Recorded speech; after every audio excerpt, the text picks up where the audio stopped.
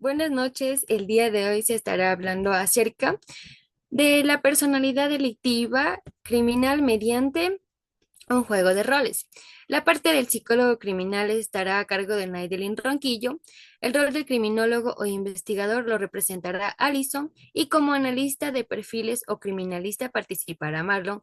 Y para finalizar, el rol de juez o trabajador social será interpretado por Alanis. Como primer punto, es de suma importancia entender qué es la personalidad delictiva criminal. Esto estaré hablando por parte de mi rol como psicólogo criminal.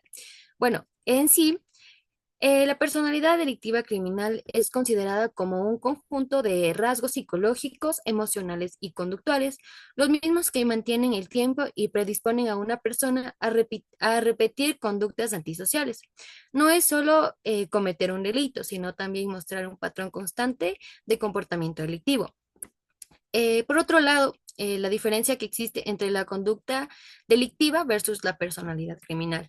Bueno, en este caso, la conducta delictiva es considerada como un acto puntual que puede darse por la presión o circunstancias extremas, mientras que la personalidad criminal es considerada como un patrón estable por impulsividad, baja empatía y sobre todo la violencia de forma continua hacia las normas. Dentro de las bases psicológicas se tienen tres. Dentro de ellas, las cognitivas, que quiere decir pensamientos distorsionados y creencias que llegan a justificar el delito. Las emociones, caracterizadas por poca empatía, impulsividad y exceso de autocontrol. Mientras tanto, las conductuales, caracterizadas por la agresividad, riesgo constante y la manipulación.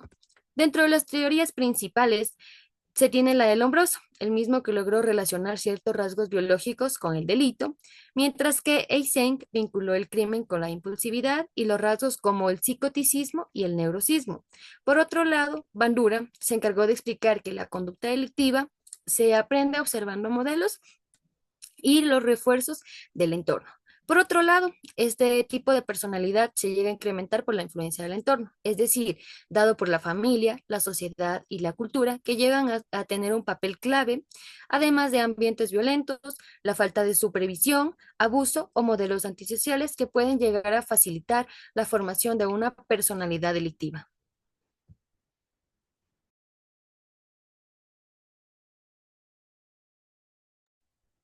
Bueno, mi nombre es Marlon Morete y yo voy a hablar acerca de las manifestaciones y tipologías de la personalidad criminal.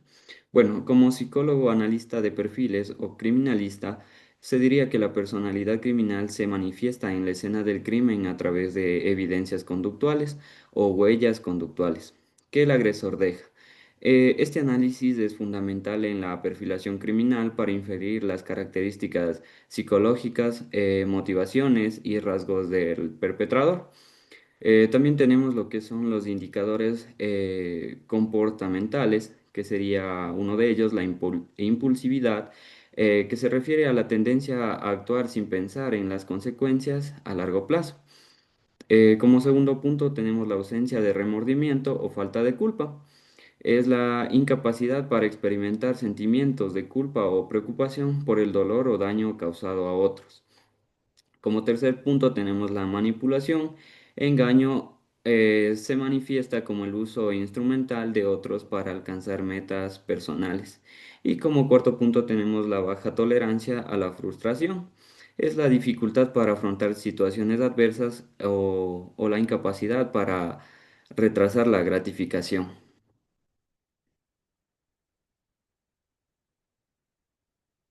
También tenemos lo que son las tipologías criminales. Sería los organizados versus los desorganizados. Esta clasificación se basa en la metodología y planificación del acto. Tenemos el delincuente organizado de baja tolerancia a la frustración. Entre él tenemos la conducta que sería controlada, metódica y premeditada. Y la relación con la baja tolerancia a la frustración, se diría que el criminal es capaz de retrasar la gratificación y posponer el acto hasta que las condiciones sean óptimas. También tenemos lo que es el delincuente desorganizado con alta tolerancia a la frustración y nos dice que la conducta es caótica, espontánea y precipitada. Y entre las manifestaciones tenemos que la escena refleja la rabia, la impulsividad y la falta de control del agresor, lo que a menudo resulta en un overkill, que sería una violencia excesiva. Gracias.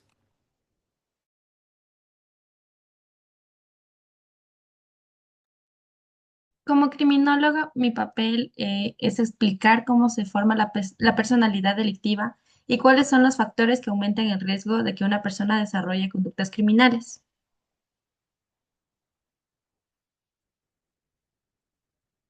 Existen distintos factores, entre ellos factores predisponentes, como los biológicos, psicológicos, sociales y ambientales. La parte psicológica, diversas investigaciones muestran que la genética, alteraciones neuroquímicas o problemas en el desarrollo del cerebro pueden influir en conductas impulsivas o agresivas.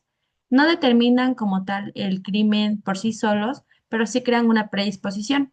En la parte psicológica, algunos rasgos de esta, como la baja empatía, impulsividad, búsqueda de sensaciones fuertes y la falta de control emocional, pueden ser la base para una personalidad delictiva si no son gestionados de forma correcta.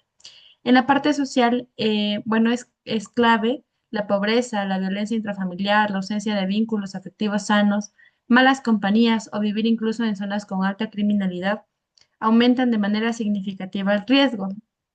En la parte ambiental, donde distintos factores como el acceso a drogas, armas o entornos antisociales pueden reforzar conductas criminales.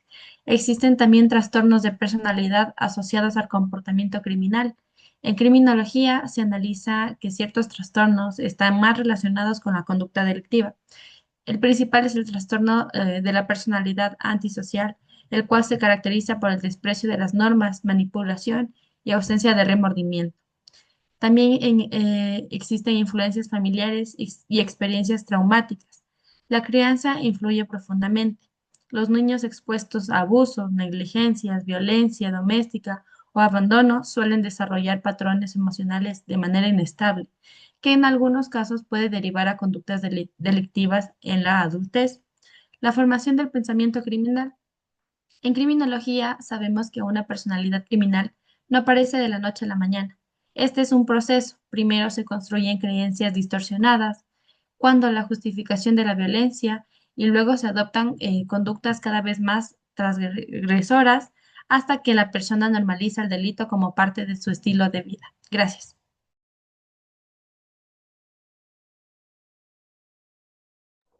Mi rol es el de juez, el cual no solamente pues me corresponde aplicar la ley, sino también entender cómo se puede pues prevenir cómo una persona no llegue hasta un tribunal por los delitos que comete debido a pues lo que se explicó anteriormente. Bueno, es importante evaluar evaluar la personalidad delictiva en cuanto en el proceso penal nos permite a nosotros tomar medidas cautelares, de igual manera proponer una pena y después también pues mencionar si un delincuente necesita un tratamiento psicológico. En cuanto a en los peritajes, estos nos ayudan con los informes para que tomemos una buena decisión, para que ésta sea más precisa. Al igual que la rehabilitación, se considera si es que un pues delincuente o un juzgado está en cuanto a recibiendo terapia o medicina, pues para así reducir la reincidencia. Por otro lado, tenemos programas de intervención psicológica y social, como podemos ver terapia cognitiva conductual, reinserción laboral, tratamiento de adicciones, de igual manera prevención del delito desde la comunidad, que es bastante importante, como por ejemplo apoyo en las familias vulnerables, oportunidades laborales reales, de igual manera políticas públicas de urbanismo seguro. Como preguntas, como dudas, ¿cómo influye la sociedad en las personas criminales? ¿Influye o no influye? Sí, influye debido a que, pues, la sociedad a ciertas personas los ha excluido debido a pues pobreza o falta de oportunidades, al igual que la violencia familiar. Entonces esto crea que los criminales existen. De igual manera, la personalidad criminal es innata o adquirida. Esto puede ser de las dos maneras, tanto biológica o también con experiencias y con el entorno social. Para cerrar, y pienso que la justicia pues debe ser equilibrada tanto con la sanción y con una rehabilitación. Y sería bueno también pues invertir en la salud mental, en la educación, en el empleo, para así también pues prevenir y tener programas de reinserción para los delincuentes. Muchas gracias.